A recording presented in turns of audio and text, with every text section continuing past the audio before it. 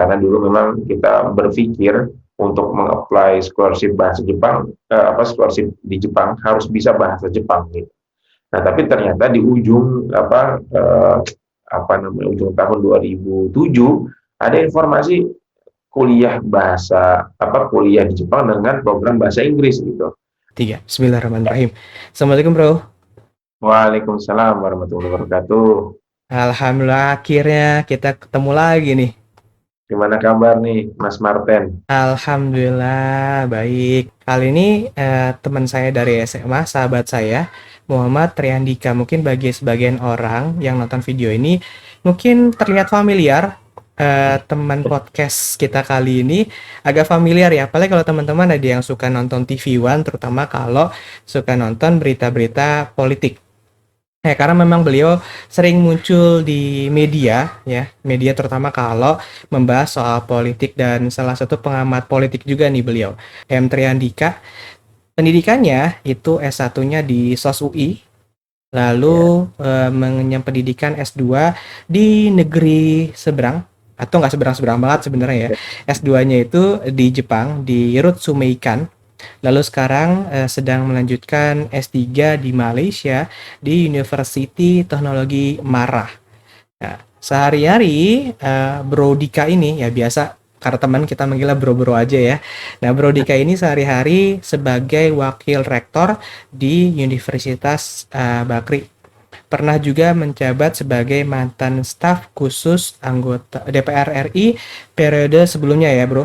Ya, betul. Nah, ente ambil politik itu karena memang niat dari awal mengambil jurusan sospol atau memang quote unquote ya dapatnya sospol ketika milih jurusan? Sadar diri sih, Bro Marten, karena meskipun anak IPA ya, jadi eh, tidak begitu merasa nyaman ketika berhadapan dengan hitung-hitungan yang kompleks ya, kimia, fisika, ya paling kalau mata kuliah IPA yang cukup disuka waktu di kelas SMA itu ya biologi. Nah, karena pengalaman di IPA di kelas penjurusan IPA di SMA itulah kayaknya nih bukan dunia kita nih di situ tuh. Belajar Nah, biologinya bukan karena belajar anatomi kan ya? itu karena buat pelajaran yang relatif nggak ada hitung-hitungannya. Nah, ketika kuliah kita juga coba cari ya jurusan yang les hitungan, nggak ada hitung-hitungannya, minimal kecil banget gitu. Ya akhirnya di FISIP ya, FISIP UI. Itu mungkin lebih karena eh, mengukur kemampuan diri, dan dulu juga pernah ikut bimbel Nurul Fikri ya. Kan kalau bimbel itu kita bisa tes tentang SBMPTN ya.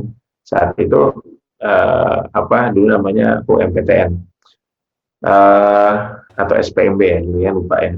Intinya ketika kita tes itu kan kita bisa lihat jurusan yang kita tuju itu dapat berhasil atau enggak ya, passing grade-nya. Nah, kebetulan ketika kita ngambil jurusan-jurusan engineering gitu ya, yang satu aliran dengan kelas di SMA itu gagal mulu gitu. Tapi ketika ngambil fisip kok masuk gitu ya, ya itu juga faktor lain nih kenapa kita milih fisip.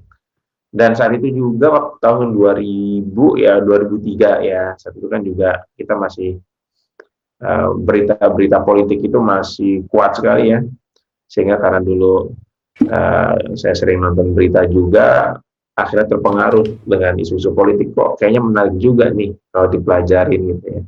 Ya itulah resultantenya ya, akhirnya memilih jurusan ilmu politik di UI, divisi UI saat itu. Berarti awalnya umum ya, common, alasan umumnya adalah Iya, waktu ikutan tes-tes itu ternyata kayaknya masuknya ini adalah di jurusan sospol ya, bukan di jurusan yang kita pelajarin di SMA nih. Kita nah, kan sama betul. nih, sama-sama anak IPA kan. Tapi ketika ngelihat hasil ujiannya, kayaknya hasil ujiannya yang bisa masuk adalah sospol.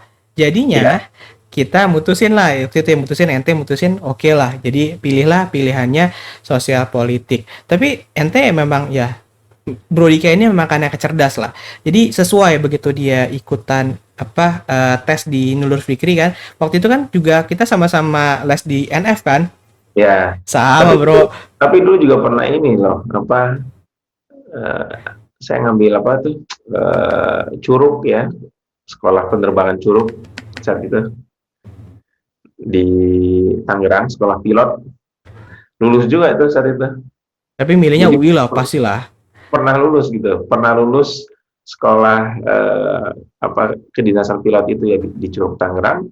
Tapi akhirnya ketika eh, saatnya daftar ulang itu bertepatan dengan pengumuman SPMB saat itu, dan ketika pengumuman SPMB diterima ya kita akhirnya memilih SPMB gitu karena satu mikirnya jaraknya jauh bener ya dari rumah ke Tangerang, dan kita harus tinggal di asrama kalau nggak salah tadi itu kalau memilih sekolah di situ gitu. Dan kayaknya nggak banget deh untuk saya yang nggak bisa jauh dari lingkungan asal gitu ya, dan nggak terbiasa dengan lingkungan asal, makanya bakal asing. Ya udahlah, akhirnya memutuskan di UI yang diterima di SPB itu. Tapi kayaknya kalau gitu juga garis tangan sih bro.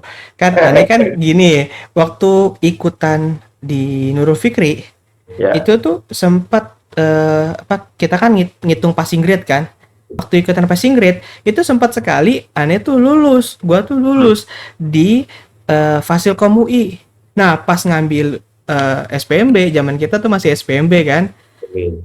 nekat Ngambil kan. Kalau universitas. kalau itu kan waktu itu ente juga bilang nekat lo ngambilnya, karena kan masih inget banget ngambil waktu SPMB tuh ngambilnya kan di PC. Yang Ya, pertama pilihannya adalah Fasilkom UI, mm, yang kedua Teknik Gas Petrokimia UI. Pilihan ya, pilihan mematikan semua itu. Yang ketiga ambilnya ngetes doang, pengen tahu akuntansi UI, akuntansi gimana sih. Dan eh, alhamdulillah kagak ada yang lulus. Tapi gak jari itu, tangan kan. itu jurusan jurusan jurusan tinggi semua itu. Di passing grade-nya yang tinggi-tinggi kan. Makanya kalau begitu pada nanya lo milih apa tuh waktu itu, terus bilang kan, wih gile gitu kan. Dan ternyata memang ya udah, karena kan waktu itu kan kebanyakan rata-rata ya teman-teman kita juga milih adalah kalau dia milih IPC paling tidak ada satu kayak jurusan cadangan kan, kayaknya saya Ya, dapat nih yang secara passing grade kayaknya nggak terlalu tinggi banget. Tapi kan waktu itu aneh tuh modal nekat bro, ya udah ya, yakin, so yakin aja, mentang-mentang di tesnya dapat dapat gitu kan, passing grade-nya dapat nih, begitu soal aslinya beneran ya. kagak lulus gitu kan. Ya sudah lah, terima. Akhirnya kali ini kan itu ikut ujian stan. Eh, Yang datang itu bukan surat dari stan, yang datang surat dari aktuari. aktuari Karena ya. waktu itu kan ada aktuari di DepQ kan. Hmm. Jadi tuh DepQ punya beberapa sekolah selain stan. Mungkin banyak orang yang nggak tahu DepQ tuh Ya, punya sekolah selain stan. Nah, saat itu tuh salah satu sekolah yang dimiliki DepQ adalah aktuari. Yang belajar tuh banyak kan memang 80% soal matematik di situ. hmm. Nah, karena Anis malas ngapal, nih tadi jalur jalur tangan sebenarnya. Kalau ente kan kayaknya nggak terlalu cocok dengan hitungan. Kalau ini memang orangnya malas ngapal. Hitungan sih nggak jago, cuma karena malas ngapal aja. Dapetnya surat dari aktuari. Suratnya itu karena dan itu hasilnya dari ujian stan. Padahal nggak milih, tapi Eh, ternyata eh, direkomendasikan ke aktuari. Ya udahlah, kencemplung di aktuari gitu kan. Sampai eh. sekarang bekerjanya juga di finansial. Jadi kayaknya kayak gitu tuh kayak apa ya? Kita berusaha tapi garis tangan juga yang menentukan ya jadinya kemana ya. Iya, iya, iya, betul. Ya kan? Garis tangannya udah agak menentukan daripada keinginannya gitu ya. Iya, bener bro. Nah, yang menarik nih, ente kan akhirnya kecemplung di UI gitu kan. Ya mau nggak mau berarti kan harus selesaikan dong. Tapi ya, meskipun Bro Dika ini awalnya dibilang kecemplung di UI ya, kecemplung di Nggak sospol. tahu, Tapi dapat ternyata ya, setelah mengenyam pendidikan di UI dan waktunya lulusan, beliau adalah mahasiswa oh, terbaik di UI saat itu. oh, enggak sih. Jangan mengeles ente, Enggak, ya. enggak. Nah, itu enggak kayaknya pernah jadi ketua BEM UI, tapi bukan lulusan terbaik ya, wah itu jauh bener, masih banyak Eh, yang terbaik tuh. Nah lu kebetulan yang jadi lulusan terbaik itu istri istri Oh iya, lupa, ya. lupa.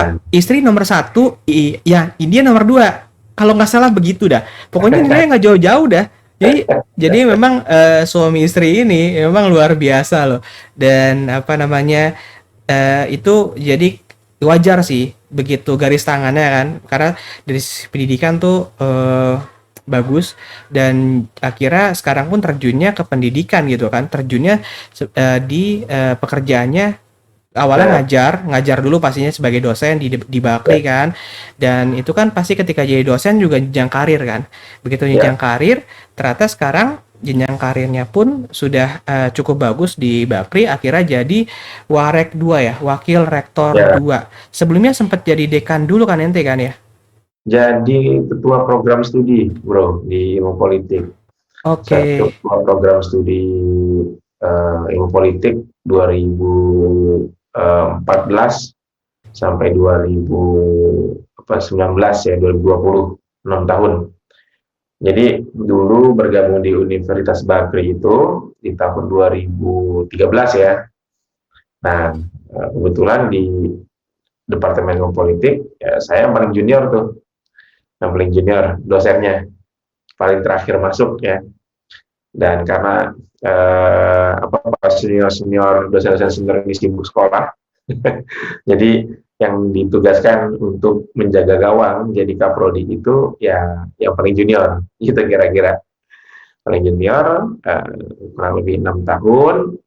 Saat itu kita melakukan pengembangan di Departemen Ilmu Politik Universitas Bakri ya, karena eh, Universitas Bakri kan baru berdiri di tahun 2010 menjadi universitas, kemudian Departemen Ilmu Politik itu baru dibuka di tahun 2011 gitu ya. Dan saat itu memang masih masih butuh uh, energi yang sangat luar biasa besar untuk mengembangkan dan mengokohkan uh, prodi Departemen Ilmu Politik itu. Jadi kita kembangkan saat itu menjadi dua konsentrasi di Ilmu Politik Universitas Bakri, ada konsentrasi hubungan internasional dan ada konsentrasi public policy. Nah, sampai 2020 kemudian diberikan tugas oleh Ibu Rektor, oleh Profesor Sofia dan juga oleh Yayasan Pendidikan Bakri untuk menjadi wakil rektor yang menangani urusan kemahasiswaan, kerjasama, ya.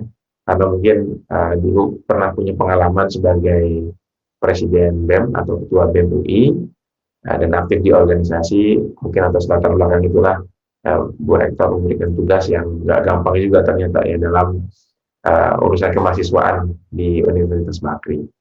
Gitu bro, kira-kira gambaran singkat di aktivitas pekerjaannya di Universitas Bakri. Berarti bisa dibilang juga nih, ente itu sebagai pionir ya untuk mengembangkan, terutama mengembangkan tadi jurusan politik dan HI di Bakri ya. Pionir bisa dibilang dong seperti itu. Ya, sebenarnya banyak dosen, udah ya dosen-dosen yang founding fathers-nya ya, itu dosen-dosen senior saat itu ada tugas lain ya seperti sekolah, mengikuti pelatihan, short course yang memang membutuhkan waktu, konsentrasi waktu yang agak lebih longgar. Nah, saat itu tidak ada lagi orang yang bisa ditugaskan, kira-kira gitu. Akhirnya saya diminta oleh Ibu Rektor untuk menangani prodi ilmu politik ya, selama 6 tahun kurang lebih, sehingga mendapatkan akreditasi A ya, akreditasi A oleh pemerintah.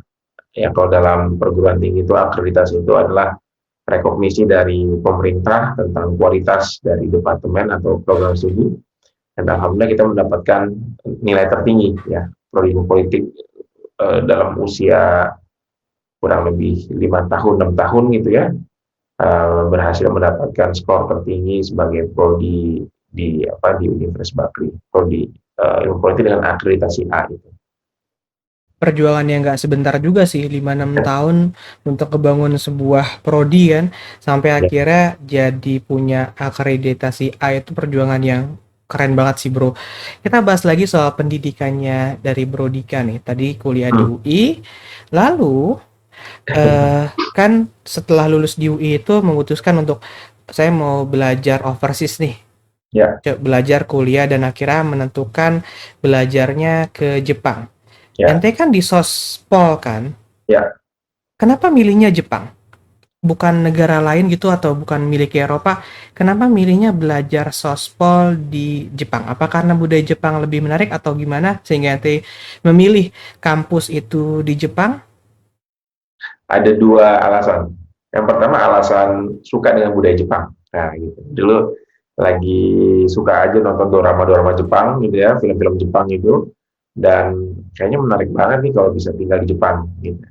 Jadi nggak terlepas dari budaya Jepang yang menarik, lingkungan Jepang yang menarik ya, itu menjadi menjadi daya tarik juga bagi saya untuk coba mengapply scholarship di Jepang. Dan yang kedua dari sisi akademik ya, kesempatan akademik, saat itu di Ritsumeikan University di Kyoto, posisinya di kota Kyoto di timur Jepang gitu ya, itu sedang membuka beasiswa baru ya, beasiswa membuka gakusho atau beasiswa dari pemerintah Jepang di program hubungan internasional di Ritsumeikan itu, dan delala itu kelasnya bahasa Inggris. Nah gitu, itu menariknya, tinggal di Jepang mungkin dulu kebanyakan harus bisa bahasa Jepang dulu gitu, sebelum bisa kuliah di Jepang harus bisa bahasa Jepang, karena rata-rata perkuliahannya programnya dengan bahasa Jepang. Tapi saat itu di 2008 ya, saat saya masuk,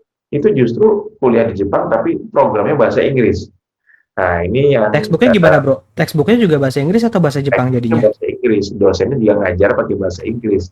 Jadi kita bisa merasakan apa ya, double benefit. Yang pertama kuliahnya agak lebih gampang, bukan gampang artian bahasa Inggris gitu ya. Kita nggak perlu belajar bahasa Jepang yang akademik, Japanese course itu. Dan yang kedua kita bisa merasakan ini Jepang juga apa nuansa Jepang ya. Jadi kuliah di timur dengan dengan bahasa Inggris gitu. Nah itu bagi saya pribadi ya saat itu, akhirnya karena tinggal di lingkungan Jepang, mau nggak mau juga harus bisa-bisa dikit-dikit bahasa Jepang gitu. Ya jadi Nah itu kurang lebih dia, belajar empat gimana tahun tuh? karena ya, 4,5 tahun di Jepang. Mau nggak mau ya harus bisa bahasa lokal. Bahasa lokalnya meskipun nggak bagus-bagus banget, kira-kira bisa lah kepake untuk pasar, rumah sakit, jalan-jalan gitu ya, belanja. Jadi bahasa-bahasa gaul apa keseharian Jepang yang sederhana itu mau nggak mau kita belajar untuk menguasainya. Nah, akhirnya kita punya apa kesempatan untuk bisa mempelajari bahasa tambahan selain bahasa Inggris gitu. Itu bahasa Jepang itu. Nah, ente belajar bahasa Jepangnya itu dimulai dari sebelum berangkat ke Jepang atau ya udahlah nekat aja ke Jepang dulu nanti belajarnya ketika sudah berada di Jepang nih. Kira-kira waktu itu ente belajar gimana nih, Bu? Awalnya dulu pernah sempat ikut belajar bahasa Jepang di FIB UI ya, karena dulu memang kita berpikir untuk mengapply scholarship bahasa Jepang, scholarship di Jepang harus bisa bahasa Jepang gitu. Nah, tapi ternyata di ujung ujung tahun 2007 ada informasi kuliah di Jepang dengan program bahasa Inggris gitu. Nah, akhirnya tuh bahasa Jepang yang sudah kita pelajari juga tidak terlalu dipertimbangkan karena kuliahnya dengan bahasa Inggris. Namun bukan berarti itu nggak kepakai sama sekali ketika kita di Jepang gitu. Jadi ketika berangkat ke Jepang itu sudah ada dasar bahasa Jepangnya, untuk sekedar ngomong sih bisa ya, sekedar komunikasi dasar bisa. Punya skill bahasa Jepang dasar nggak bisa kuliah di Jepang, nggak, itu bisa seperti itu. Jadi paling tidak kalau kita mau dimudahkan untuk ke negeri orang, ya paling tidak adalah kita coba untuk belajar dulu paling tidak conversation awal ya. Ya, Conversation awal gimana caranya berbahasa sesuai dengan penduduk setempat gitu ya, Bro ya. Jadi ya. memudahkan hidup Jadi kita kan. kadang-kadang kuliah di non English countries dengan English program itu menguntungkan bagi studennya, karena dia selain ya mau nggak mau kan harus bisa bahasa Jepang atau bahasa bahasa Inggris ya, karena kuliahnya bahasa Inggris, ditambah dia bisa apa setidaknya memiliki pengetahuan dasar untuk bahasa negara tersebut gitu. Misalnya Bro Martin kuliah di Prancis, ikut kuliahnya bahasa Inggris. Itu kan bahasa Inggrisnya dapat, bahasa Prancisnya mau nggak mau juga dapat gitu ya. Jadi bisa bahasa Prancis dan bisa bahasa Inggris tuh. Selain bahasa Indonesia. Nah, Karena itu memang bahasa itu kan habit kayak ya. gitu tuh. Bahasa itu kan habit kan. Kalau kita Betul, terbiasa untuk mengucapkan suatu bahasa atau lagi kita betul. berdialog dengan penduduk setempat, ya jadinya habit kan. Paling tidak kita mengertilah kalau misalnya tadi yang saya bilang kan, kalau kita belanja di pasar ya paling tidak kita ngertilah kita mau beli apa, dia ngomongnya apa, kembalinya berapa gitu kan. Ya, Secara betul. tensis pun ya sebenarnya bener apa salah juga nggak terlalu penting sih ketika Ya, komunikasi kan. Bahkan kalau kita belajar bahasa Inggris nih, bahasa Inggris itu kan punya 12 tenses kan. ya, Ya, tapi ketika kita ngomong atau bicara sama orang lain dalam berbahasa Inggrisnya, bahkan orang Inggrisnya sendiri, kadang tensisnya berantakan loh. iya. Bukan kadang, lebih Karena sering malah bahasa lisan beda dengan bahasa tulisan, ya kan? iya. Sama kayak kita Orang nih, Indonesia juga nih kita lagi ngomong kayak gini kan juga nggak ada grammarnya nih. iya. Bukan Kayak EYD kan? bukan kayak misalnya kayak aneh tadi ngomong ente kan atau bahasa Iya, gaul lah gue, lu itu kan nggak bukan bahasa baku EYD kan. ya. Jadi bahasa lisan beda dengan bahasa tulisan. Yang Itu penting adalah ketika komunikasi kita nyambung aja ya mau bahasanya ya, beda-beda. Nah, pengalaman sih ini menarik sih, Bro. Ente kan belajar di Jepang pakai bahasa Inggris, tapi yang ngajar adalah dosen-dosen Jepang kan. Nah, ya. Anda tuh ya belum pernah ke Jepang juga sih ya. Pengen sih ke sana insya Allah lah. Amin, Tapi amin. beberapa kali tuh Anda ikut apa ya? Ikut seminar ya, ikut seminar dan itu kan seminarnya kebanyakan beberapa memang seminar internasional. Jadi pembicaranya itu dari luar juga ada dan ada beberapa pembicara sering datang dari Jepang. Nah, Ya, biasanya nih orang Jepang itu berbahasa Inggrisnya tuh gak apa ya? Kadang spellingnya tidak jelas. Nah, pengalaman nanti gimana nih? ya. Memang mungkin karena eh, apa namanya, apa mother mother tongue-nya nggak apa namanya beda dengan orang Inggris ya. Jadi memang spelling bahasa Inggris orang Jepang itu agak unik gitu ya. Ya tidak hanya orang Jepang sih, ya orang orang accent-nya beda-beda gitu ya. Singapura punya accent Inggris yang beda, Malaysia beda, Korea beda, Jepang beda, Indonesia juga beda gitu kan. Tapi hal menarik ya selama saya kuliah di Jepang itu teman-teman Jepang itu meskipun punya apa namanya keterbatasan awal dalam bahasa Inggris, bahasa asing, tapi dia nggak takut untuk mau mengekspresikan bahasa Inggris itu gitu. Dalam presentasi misalnya meskipun terbata-bata ya mahasiswa-mahasiswa Jepang punya terbata-bata, tapi mereka punya semangat yang luar biasa gitu untuk mempresentasikan dalam bahasa Inggris. Nah itu yang saya coba tiru sekali dulu waktu saya di Jepang juga awal-awal malah nggak pede presentasi pakai bahasa Inggris karena merasa bahasa Inggrisnya nggak bagus gitu kan. Tapi ternyata melihat teman-teman Jepang itu pede-pede sekali meskipun juga nggak bagus juga bahasa Inggrisnya gitu. Jadi Jadi itu poin penting adalah modal nekat ya. Kalau kita ya sudah kecemplung, semangatnya luar biasa gitu, nekat dulu semangat kan. mau belajarnya luar biasa betul. Itu satu hal yang penting kita tiru ya dari apa orang-orang Jepang ya. Karena mereka kan juga kalau kita ngelihat sejarah ya dari Jepang nih, mereka di bom atom kan, ya semua pasti tahu sejarahnya bom atom Hiroshima Nagasaki Ya, di 1945, dua kota bahkan kalau ngelihat dari ya kita googling aja lah mengenai peristiwa Hiroshima ya, Nagasaki itu kan sudah bisa dibilang Jepang saat itu luluh lantak kan secara ya, ekonomi, betul. secara kehidupan dan Ya, apapun gitu. Itu pastinya luluh lantak apalagi sebelum itu di Perang Dunia Satu. Jepang itu kan salah satu pemenang bisa dibilang negara pemenang dari Perang Dunia Satu kan, PD1 ya, kan. Jadi mereka juga berkuasa, punya ya kalau mau dibilang teknologi saat PD1 PD2 teknologi Jepang juga sudah cukup bagus gitu kan dibandingkan yang lain dan ketika di bom Hiroshima Nagasaki mereka pasti secara apapun itu shock culture, hancur lebur ekonomi pendidikan. Tapi bisa dilihat bahwa sama-sama merdeka dengan Indonesia di tahun yang sama kan. Maksudnya kita merdeka di tahun 45. Anggaplah Jepang itu dulu lantak di tahun 45. Anggaplah itu quote unquote kemerdekaan mereka merebuild ulang dari nol kan. Tapi yang bisa dilihat adalah selama sudah sampai dengan 2020 ini, kalau kita ngelihat dari sisi kemajuan teknologinya, ya kalau to be honest, to be fair, kita harus akui kita masih tertinggal jauh daripada teknologinya bangsa Jepang. Padahal kalau mau dibilang start engine-nya ya, start untuk bangunnya itu di tahun yang sama, sama-sama tahun 45 kan. Ya, betul. Betul. Jadi sejumlah teknologi di Jepang itu jauh lebih maju dan hadir lebih cepat dibandingkan di Indonesia. Misalnya ya dulu waktu saya kuliah di Jepang itu 2008. Itu di 2008 di masa saya baru datang aja shipping ini ya, belanja online di Amazon ya, dan juga di platform-platform online itu sudah terbiasa kita belanja online itu. Nah, di Indonesia kan baru sekarang ini ya, taruhlah di 2019, 2018 ya belanja online mulai masif kita lakukan gitu ya. Jadi tertinggal hampir 10 tahun gitu. Vending mesin misalnya untuk teknologi vending mesin yang sederhana aja, minuman ambil sendiri di mesin gitu ya. Itu di Jepang waktu saya ada di situ 2008 sudah masif banget. Ketika kita di Indonesia baru-baru kali ini juga kan vending mesin masif gitu. Jadi memang dari aspek teknologi ya itu sudah sangat maju lagi Jepang. Nah, faktor kemajuan tersebut saya pikir tidak terlepas dari semangat orang-orang Jepang untuk mau bangkit dari keterpurukan gitu ya. Kemudian juga semangat belajar yang sangat tinggi. Semangat belajar yang sangat tinggi.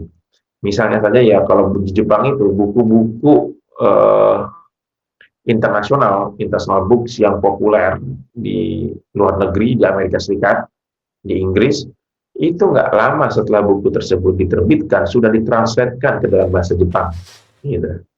Nah ini, jadi ketika kita ke toko buku, sudah ada tuh buku-buku terbitan penulis-penulis internasional, dan itu ditulis dalam bahasa Jepang, sudah ditranslatekan dalam bahasa Jepang. Ini menandakan serius sekali negara tersebut untuk melakukan menyerap ya perkembangan pengetahuan secara sistematis ya. Jadi Jepang menyadari bahwasanya masyarakatnya banyak yang belum memahami bahasa asing, bahasa Inggris lah sebagai contoh.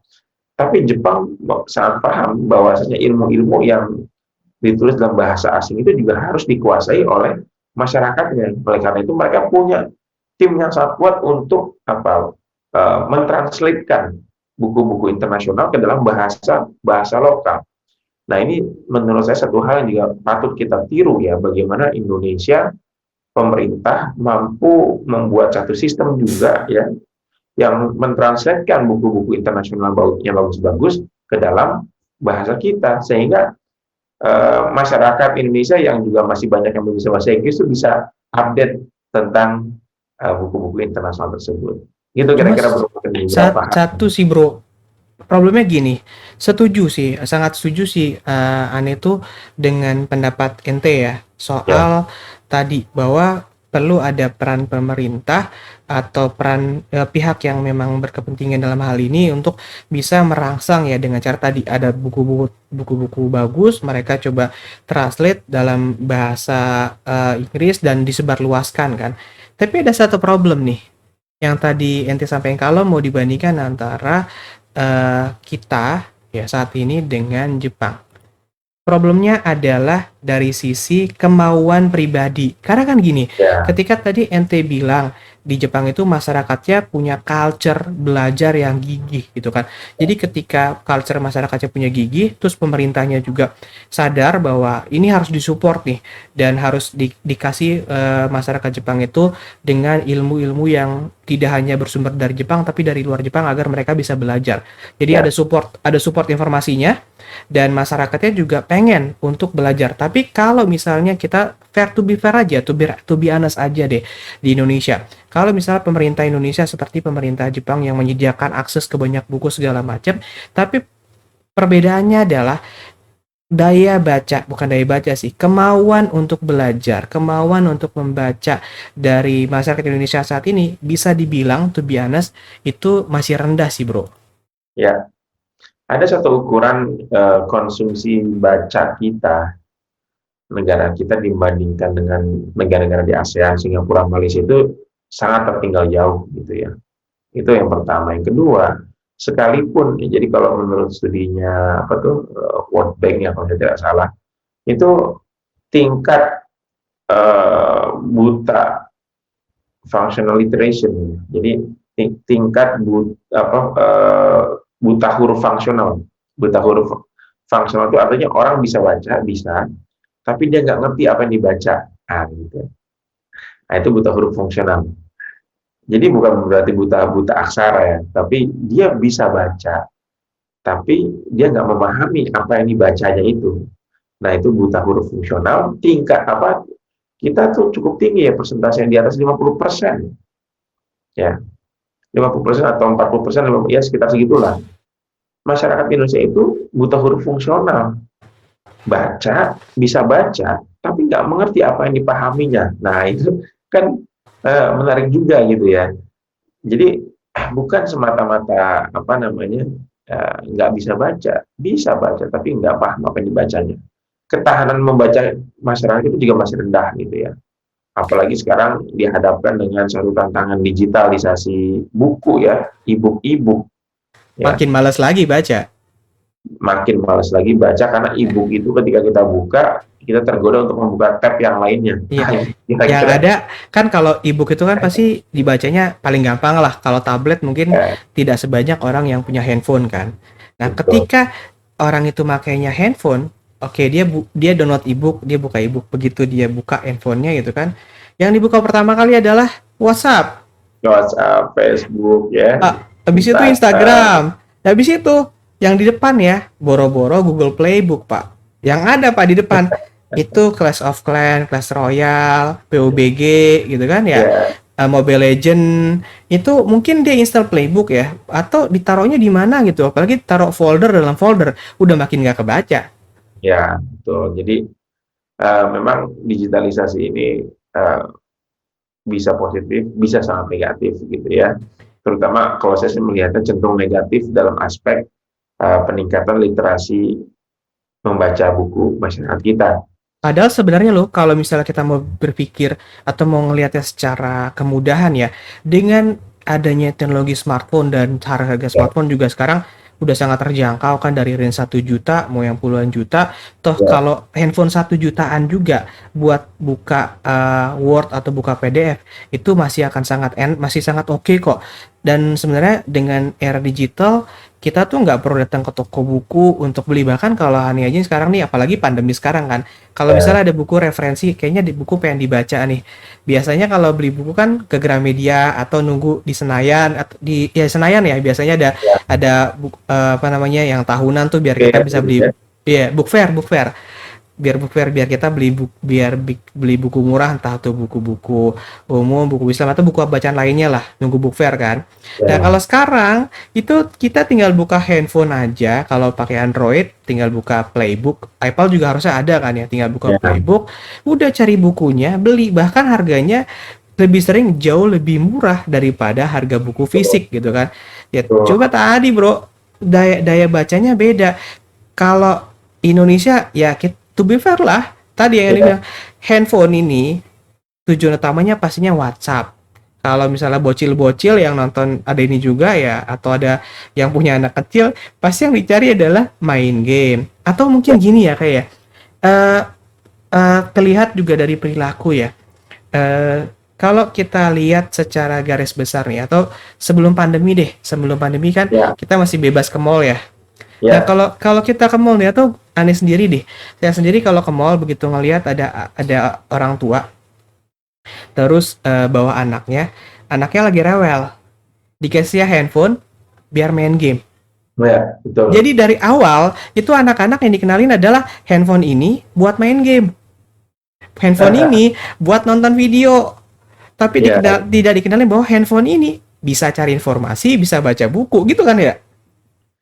betul, betul, betul. Jadi kita lebih kuat baca status dibandingin baca buku. Ya enggak?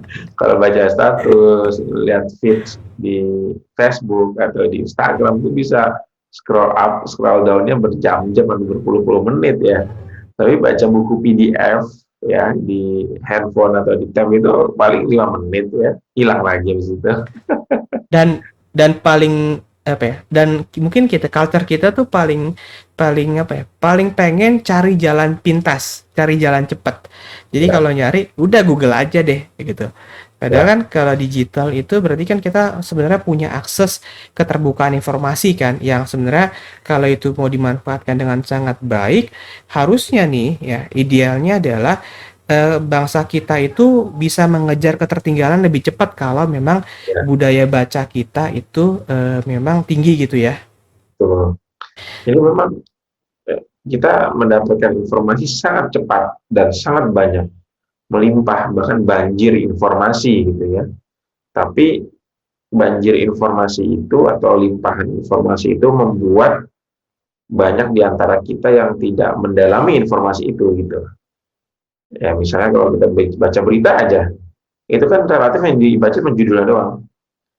Tapi kita nggak mau deep dive ke dalam kontennya, ke dalam Makanya isi. paling makanya paling laku di Indonesia itu adalah kalau buat judul sesuatu ya, judul berita atau judul Heboh, YouTube, itu judulnya tuh harus heboh gitu ya. ya Harus mengandung sesuatu yang gimmick-gimmick tertentu, tapi betul, isinya apa ya terserah gitu. Yang penting betul. judulnya aja lah heboh. Makanya kalau podcast ini mungkin ya, kalau mau banyak yang lihat, berarti judulnya harus seheboh mungkin gitu ya. Iya, jadi memang akhirnya tradisi itu yang justru lebih berkembang ya. Tradisi membaca judulnya saja bukan dalamnya. Nah, tantangan kita itu adalah tentang membaca masalah kita adalah harusnya mau ya. Bagaimana cara membuat membangun kemauan untuk lebih mendalami informasi yang ada, bukan hanya sekedar informasi di permukaannya saja. Nah, memang ini butuh kerjasama ya dari berbagai macam pihak, pemerintah, bahkan juga para pelaku industri di media, ya. Kan bagaimanapun juga perilaku masyarakat kita dibentuk oleh strategi industri media dalam apa namanya publikasi tulisan-tulisan dan berita-beritanya. Yang penting heboh dulu, cepat dulu dan heboh. Sementara konten kadang-kadang tidak terlalu difikirkan, Nah, itu data-data masalah juga, Bro. ya, Kalau harus dikontrol oleh media, kan ujung-ujungnya gini, media itu kan sebuah bisnis kan, bukan ya, perusahaan nirlaba, mereka harus dapat bisnis. betul, Bisnis media adalah dari iklan, benar gak? Iklan itu akan mahal tayangnya kalau acaranya ditonton banyak penontonnya. betul, Nah, sedangkan, to be fair aja, to be honest lah, kalau ini kita buat acara yang sifatnya itu ilmu pengetahuan, ya, informasi segala macam, yang nonton nggak akan banyak. betul, Tapi kalau buat acara sinetron, banyak apa namanya, banyak itulah banyak hiburannya segala macam atau hantu-hantuan acaranya pasti banyak. Nah itu juga kan jadi satu sisi gini, ketika media media untuk coba untuk melakukan edukasi, tapi satu sisi penonton kita juga nggak arah ke sana, penonton kita lebih suka yang sifatnya ya tadi mistik lah, ya. sinetron segala macam, itu juga jadi problem sebenarnya. Jadi memang media ini apa ada dua tarikan, tarikan bisnis dan tarikan etika. Kalau tarikan bisnis nggak ada salahnya memang mengikuti selera pasar, gitu ya.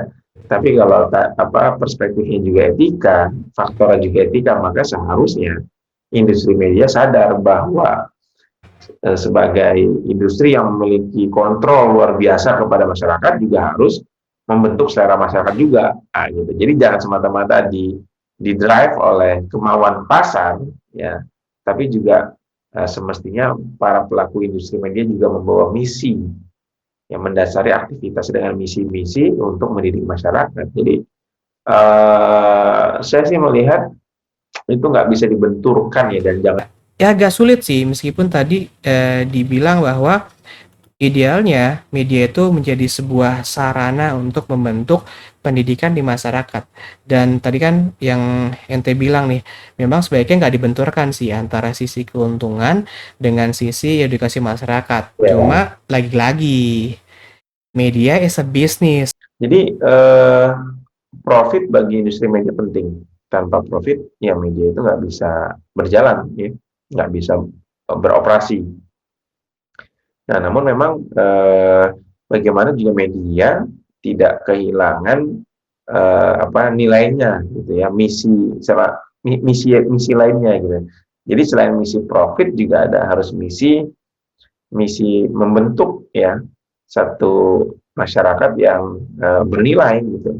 Jadi harus ada media jangan hanya berpikir tentang komisi, tapi juga harus berpikir tentang misi, gitu. Ya, komisi itu profit, misi itu nilai. Sehingga jangan semata-mata media mengikuti maunya pasar kemudian diikuti. Kalau itu jelek, ya harusnya ada kritik juga dari media. Ada Nah, upaya juga dari media untuk membentuk nilai-nilai di masyarakat tersebut, ya, nilai-nilai positif di tengah masyarakat. Jadi berarti itu gini dong, Bro. Berarti punya gini tanggung dong, jawab Bro. juga media untuk melakukan edukasi, bro. Kalau kita tadi bicara soal tanggung jawab media ya, melakukan edukasi, itu media besar. Karena mereka kan membroadcast siaran. Berarti kalau kita mau lihat elemen yang lebih kecil lagi, sebenarnya para konten kreator, baik itu di Ya, YouTube, di Instagram, dan konten kreator lainnya yang mereka membroadcast siaran juga. ya. Berarti sebenarnya ya kayak kayak aneh deh gitu. Berarti sebenarnya Hmm, harusnya juga punya tanggung jawab juga untuk bisa memberikan sesuatu tontonan yang sifatnya edukasi kan.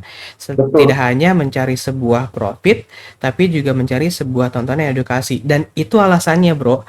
Kenapa akhirnya aneh buat dua channel, salah satunya ya.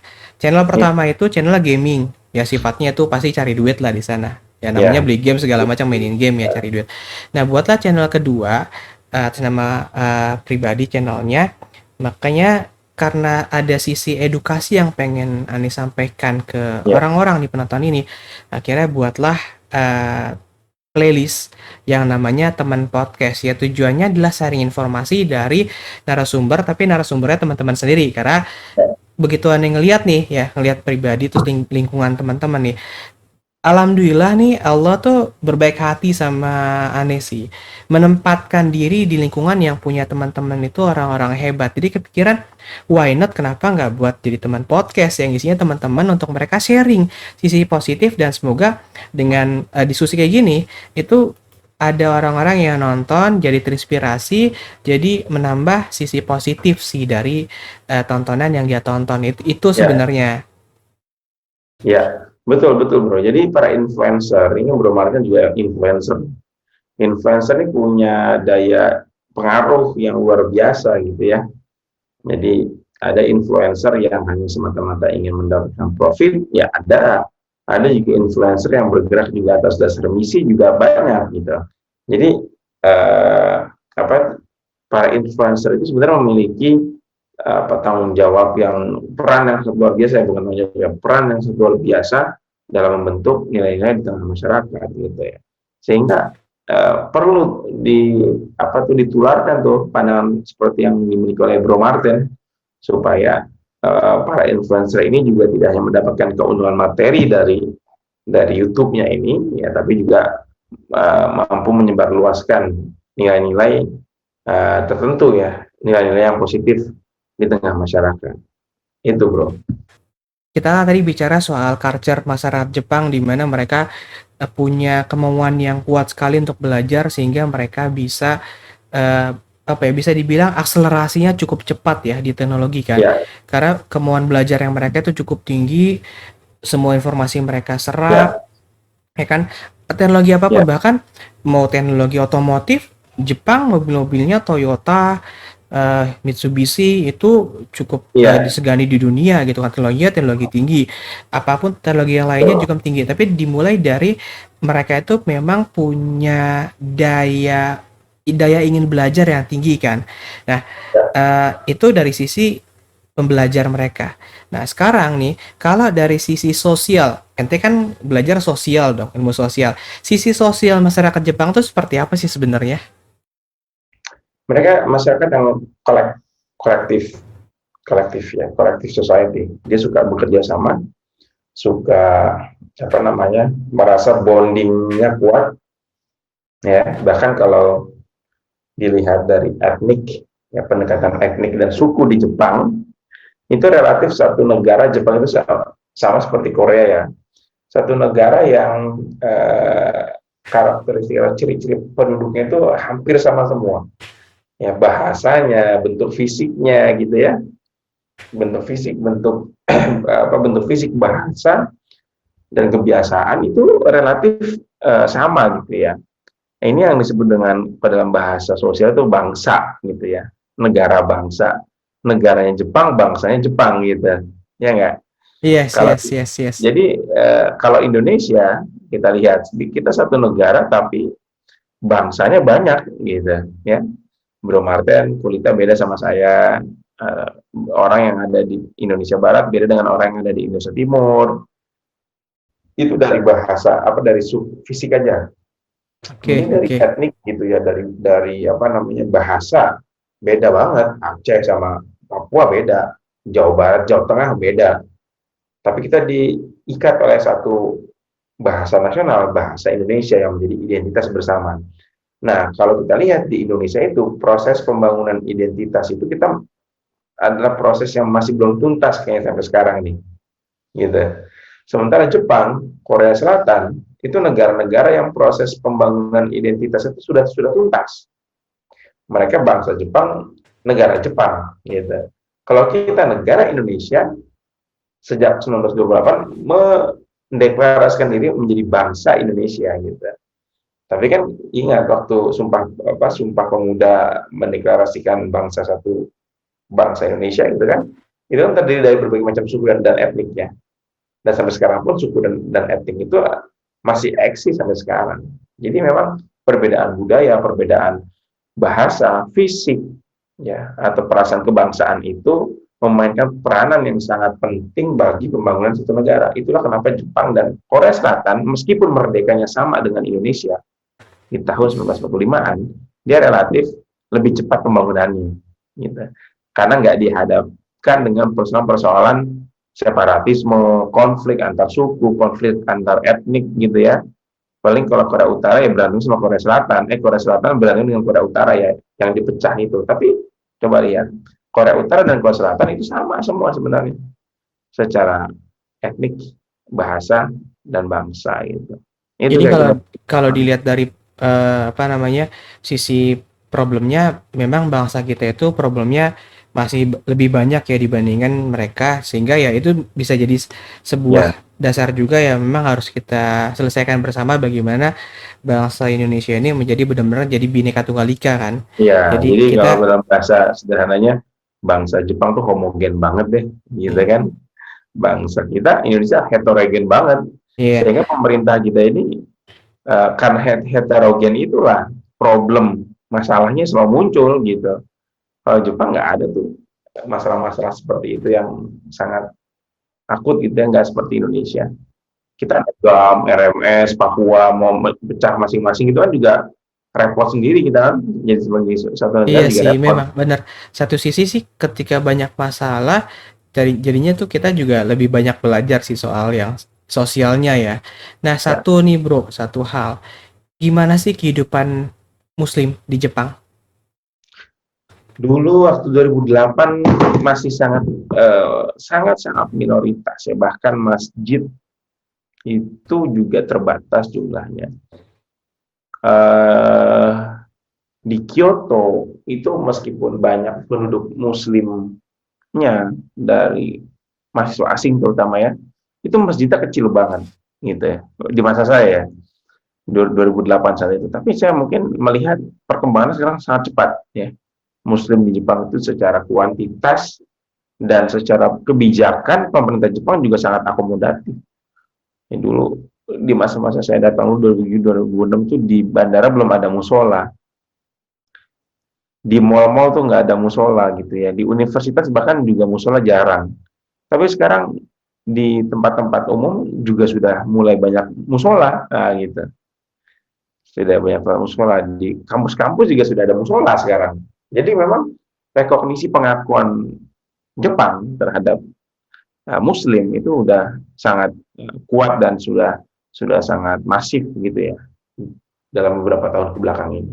Jadi bisa dibilang perkembangan Muslim di Jepang Ya, itu sekarang itu semakin meningkat dong ya, dan betul. juga disupport oleh pemerintah mereka kan, karena Bahkan juga dari sudah sisi ada pemberian restoran halal, restoran non halal gitu kan? iya Itu iya. sudah sangat masif di Jepang sekarang. Oke, jadi karena juga Anda kadang sering ini sih lihat-lihat di YouTube tentang bagaimana budaya Jepang. Ya sempat Ya, sih sempat ngelihat juga ada satu tayangan yang ada di bandara itu sudah ada musolanya, dan itu ya, bagi kita jadi lebih enak sih, karena nggak dipungkiri sih memang tujuan wisata orang Indonesia kalau keluar dari Indonesia selain Singapura paling banyak sama ya, Malaysia ke Jepang, betul. Ya, iya kan? Jepang memang mau mengambil pangsa pasar wisatawan halal ya, wisatawan halal destination ya dalam Yap. aspek makanan terutama ya, makanan itu sudah sangat masif sekarang di Jepang dan di Taiwan kayak gitu bro. Oke, menarik sih. Jadi pengen ini nih, pengen pengen segera COVID ini berakhir, Bro, biar bisa jalan-jalan Amin, ke bisa Jepang. jalan. Karena kalau kondisi sekarang gimana mau jalan-jalannya, jangankan ke Betul, betul. Jepang, Bro. Jalan-jalan ke Jogja aja yang biasanya nih kalau jalan-jalan apa ya, jalan-jalan buat refreshing ke Jogja sekarang aja kakak bisa. Jangankan jalan-jalan ke Jogja, ke mall aja susah sekarang. Iya, Jadi, it's okay, yang obrolan yang penting menarik sekarang nih. sehat dulu semuanya ya.